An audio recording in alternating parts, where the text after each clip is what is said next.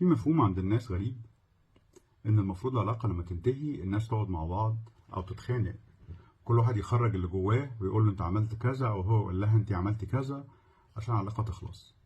عشان كده في ناس كتير بيجولي بيبقى بقالهم سنين طويله ستك او قاعدين في علاقه، العلاقه انتهت بس هم لسه مش قادرين ينهوها جواهم، لسه مستنيين الشخص ده يجي يقول لهم هو مشي ليه، او هم يقولوا له ان هو كان عمل فيهم كذا او ما عملش كذا والكلام ده.